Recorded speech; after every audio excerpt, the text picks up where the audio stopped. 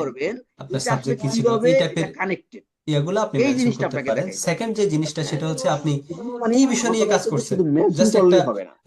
Summary ওনাকে দিলেন যাতে উনি বুঝতে পারে তো যে ইমেল এখানে দেখে যে যে যে রিপ্লাই স্কিল গুলো দেওয়ার আপনি মতো আনতে যাতে পারেন যেমন আন্ডারস্ট্যান্ডিংটা ওনার লিডারশিপ হয় যে স্কিল, আমি এই এরপর বিষয় নিয়ে আপনার কাজ যে করছি যদি সংক্ষেপে। টিম ওয়ার্ক করে আহ, থাকেন এবং টিম আপনার ওয়ার্ক আপনার স্কিল, হ্যাঁ প্রোফাইলটা এই আমি এই বিষয়গুলো বিষয় আপনি নিয়ে এখানে কাজ করার মেনশন করতে পারেন। যেহেতু আগ্রহী, আপনার প্রোফাইলটা আমি এভাবে পেলাম, এরপরে আসেন, এবং এটা আপনি হচ্ছে কি চান, থার্ড প্যারাগ্রাফ। আপনি এখানে ফোর্থ ইন্টারেস্টেড, প্যারাগ্রাফটা হবে আপনার কি কি যে নলেজ আছে, আপনি যেই হ্যাঁ প্রোগ্রামে আপনি কোন অ্যাপ্লাই পজিশন চান, করবেন মাস্টার্স না বা পিএইচডি, যেই আপনার এবং কোন ইউনিভার্সিটিতে সেশনে, অ্যাপ্লাই করবেন, অথবা এটাও মেনশন করতে পারেন।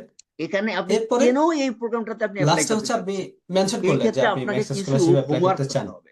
উনি মানে যদি আপনি যদি আগ্রহী হয় 10টা অবশ্যই আপনাকে, ইউনিভার্সিটিতে অ্যাপ্লাই জাপানিজটা করেন খুবই তাহলে আপনাকে অবশ্যই 10টা স্ট্রেট ফরওয়ার্ড এবং ইউনিভার্সিটির ডকুমেন্টগুলো ভালোভাবে ওয়েবসাইটে চেক করে। ওদের এ যে কারণে প্রোগ্রামটাতে ইমেলটা আপনি অ্যাপ্লাই ইম্পর্টেন্ট, করবেন জাপানিজ না সেই সবাই, প্রোগ্রামটাতে গিয়ে কিন্তু আপনাকে দেখতে হবে এরা যে যে কোনো এই বিষয়ে একটু প্রোগ্রামটার এক্সট্রা কেয়ার গোলটা দেয়। কি। হ্যাঁ,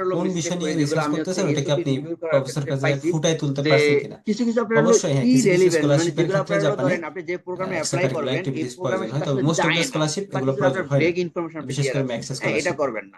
ট্রাই করবেন যে যত আপনার এরপর রেলিভেন্ট হচ্ছে ইনফরমেশন দেওয়া সম্ভব, হ্যাঁ।